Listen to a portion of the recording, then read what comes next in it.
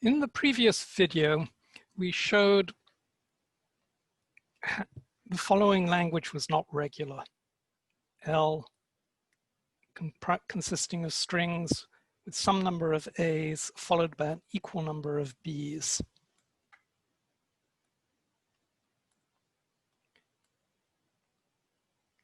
Now, we could give similar arguments to show indeed all of the other languages I mentioned to you at the start that are not regular using this method. But it would be a bit annoying and to have to go through this style of proof and to craft it language by language. So what I'm going to give you now is a result called the pumping lemma, which captures the essence of these arguments, and in particular the notion that if you've got a regular language and long strings in the language, then you're going to have a cycle in the path that the string follows when being read by the DFA. So let me now state the pumping lemma.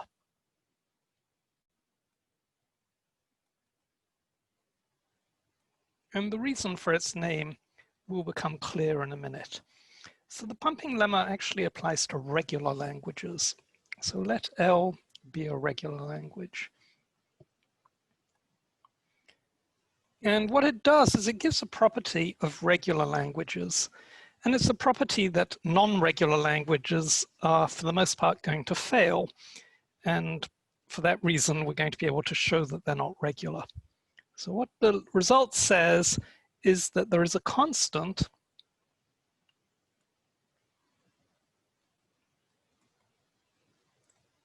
P, and I'll write it P sub L to emphasize that it depends on the language in question,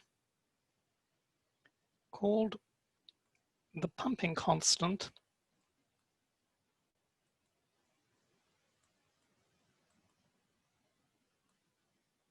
for L. So it's one constant per regular language, such that for every string S in the language that's long enough with S of length at least P, S can be pumped. And I'll explain what pumped means momentarily. That is, we can write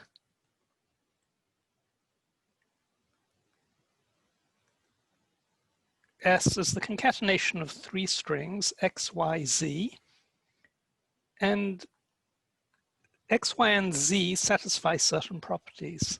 First of all, the length of X and Y is reasonably short. It's at most P characters. Second, the length of Y is at least 1. That is, Y is not the empty string. X could be the empty string. And third, and this is really the crucial property, let me call the following string S superscript I, which is X followed by Y repeated I times, followed by Z.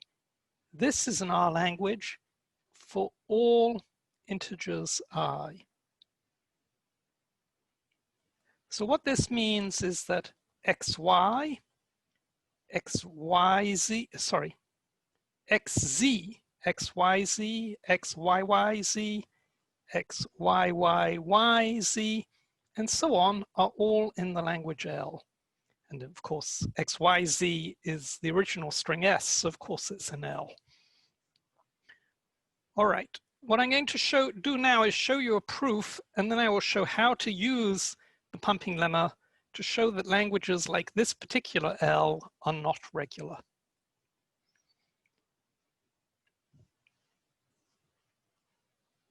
So, as L is regular, there must be a DFA that accepts L.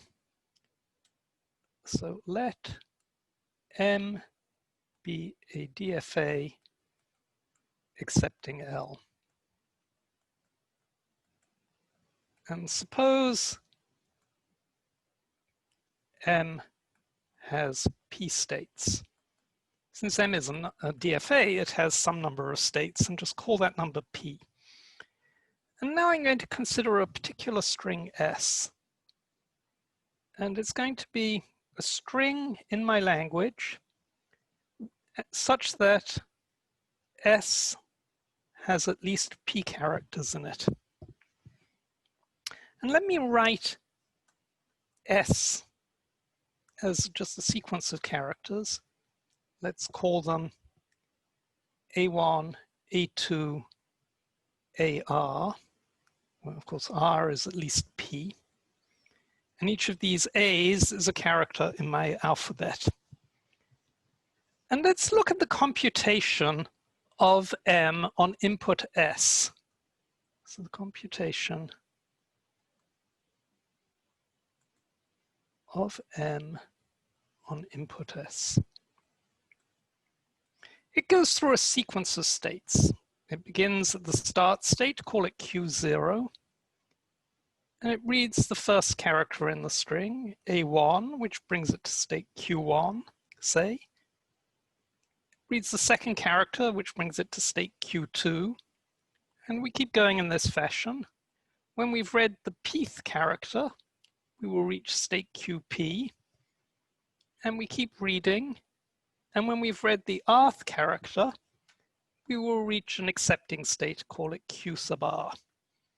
Now, this is not to say all these states are distinct. It's just the sequence of states that M goes through on reading this particular string. Now, what we know is by the time we've got to QP, we've gone through P+1 states. So as before, there must be a repetition.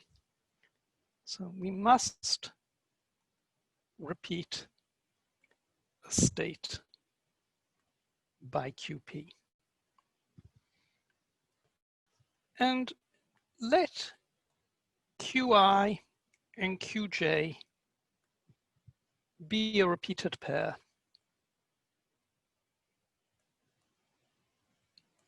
With I strictly less than J, less than or equal to P. There has to be such a pair. All right, let me, as before, redraw this picture.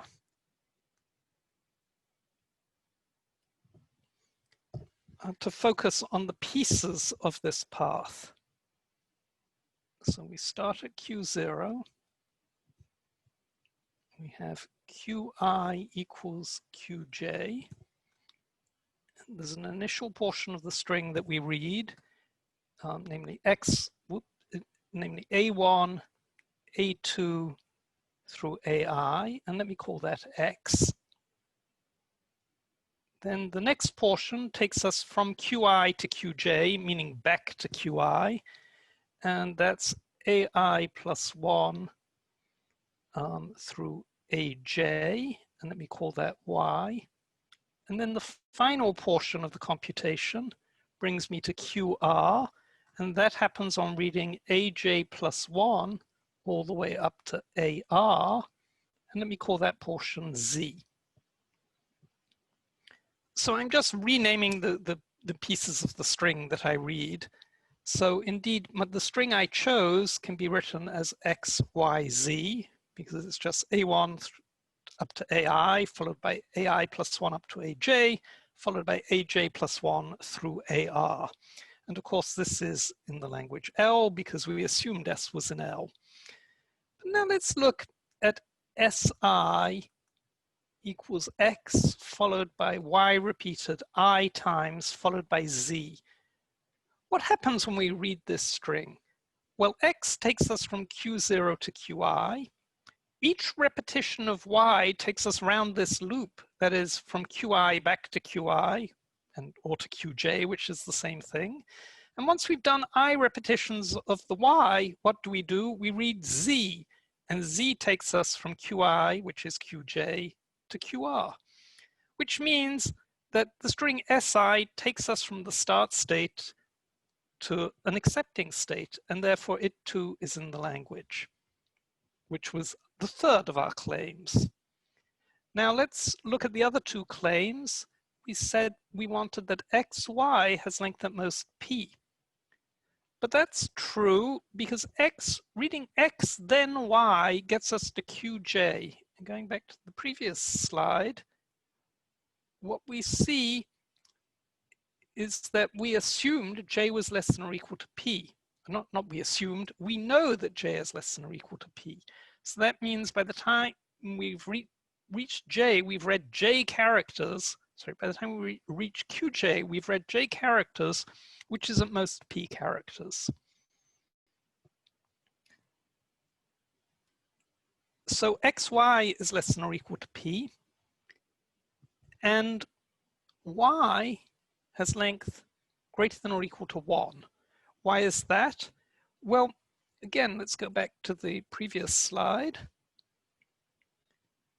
We have that I is less than J. And so in going from QI to QJ, we read one or more characters.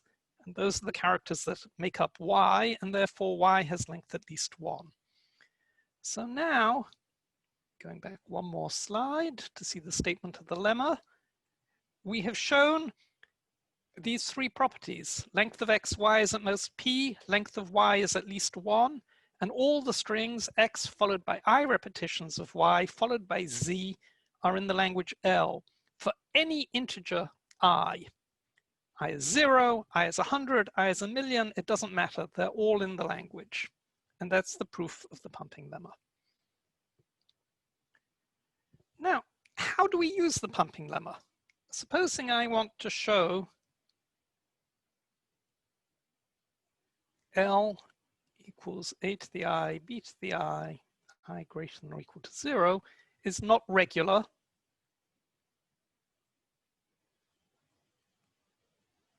How do I do it? So our first step is to assume for a contradiction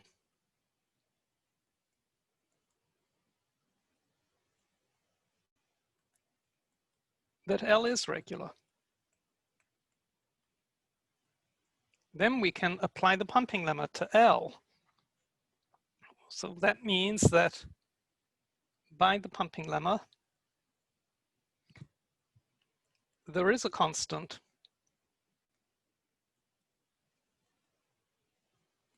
P or P sub L such that for every S in L with S of length at least P, S can be pumped.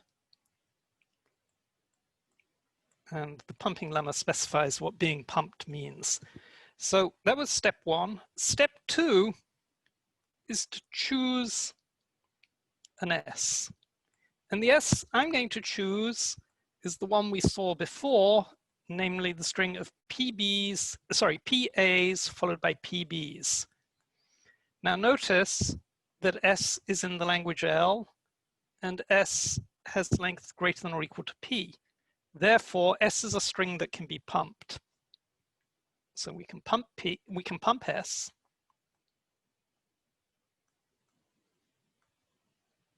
That means that we can write S as X, the concatenation of X, Y, and Z with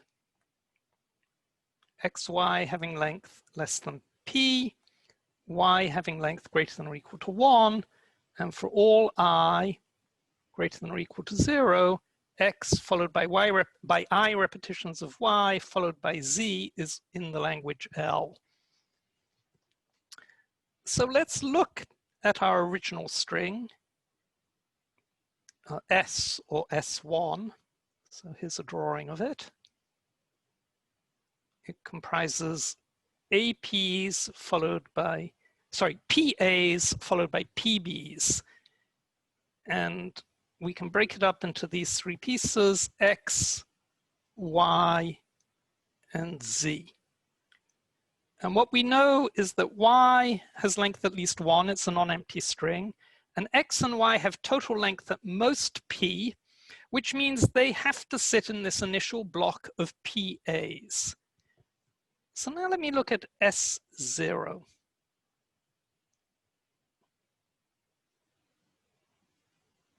So that's the string made up of xa's, let me say a to the x, so that's x followed by z.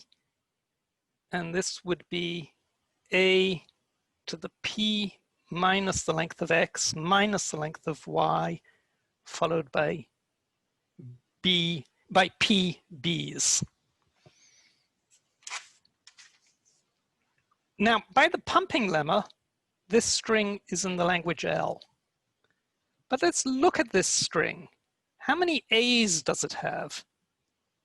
Well, we got length of x a's here and p minus length of x minus length of y a's here. So in total, S0 can be written as a followed by p minus length of y a's followed by p b's. And remember that y is at least, the length of y is at least 1. That means this string has fewer a's than b's, which means it's not in the language L. This is a contradiction. And as we have a contradiction, it means that our original assumption must be wrong. And what was the assumption? Let's look back at step 1. It was the assumption that L is regular. So in fact, L is not regular. And this is how one uses the pumping lemma to show that languages are not regular. Step 1 is just setting up everything. You assume that the language is regular for a contradiction, and note that you can apply the pumping lemma to long enough strings in the language. Step 2 is to choose an S, which is in the language and which is long enough. And then I should really call this part step 3. It's the consideration of a pumped string, in this case S0, and deducing that it's both in the language, which follows by the pumping lemma, and that it's not in the language, which comes from looking at the particular structure of the string in this particular language and seeing that somehow it doesn't obey the properties that the strings in the language have. By the way, we call this process pumping up.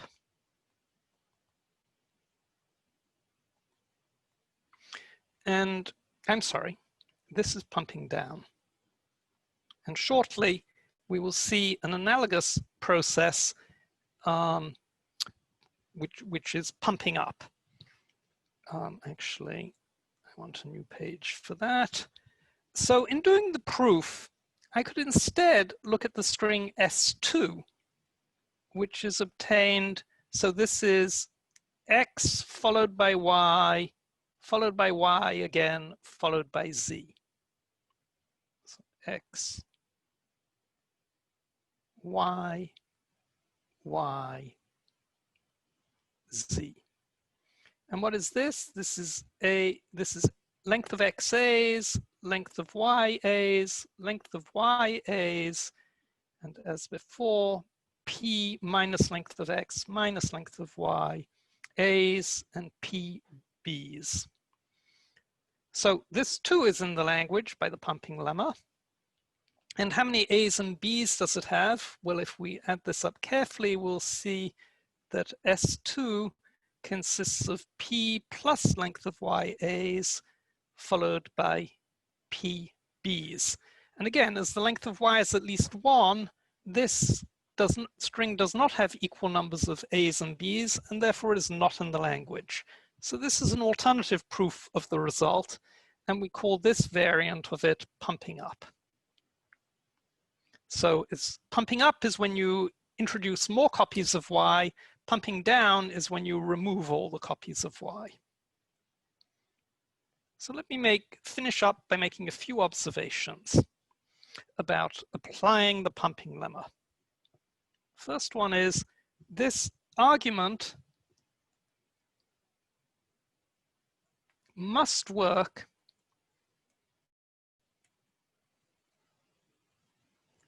for all values of P.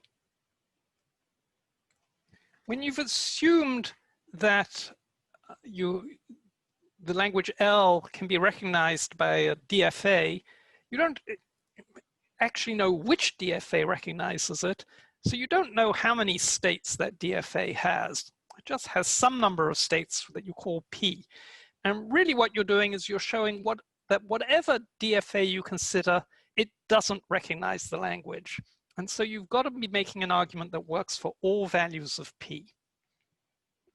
The second thing is your argument must work for all choices of X and Y with XY having length at most P and Y having length at least 1. You don't get to choose X or Y.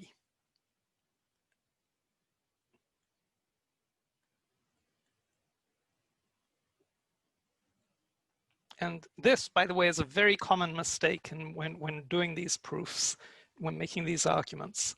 Your argument has to work for every possible X and Y, modulo that they're not too large. That is, together the length of X and Y is at most P, and the length of Y is at least 1. But you do have one thing to choose. You get to choose S. Now let me note that S will depend on P, but otherwise is fully specified. So for our example language L, we had L was PAs followed by PBs. So since we didn't know P, we had to leave that as a variable. And it can appear as a variable in our string, telling us how many times to repeat a character or a pair of characters or whatever it is you want to repeat. But everything else must be specified. The characters that you're repeating have to be named. Okay, let me leave you with a question to consider.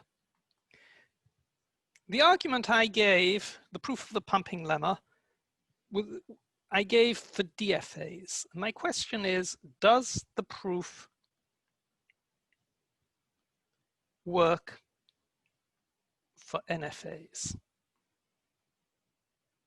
So can you take the argument, maybe making small modifications, and have a result that applies to an NFA? So instead of assuming that L is recognized by a DFA, just assume that L is recognized by an NFA, and the NFA has P states, and then is the argument basically correct? Or if it isn't correct, point out where the argument breaks down. Okay, that concludes video 2.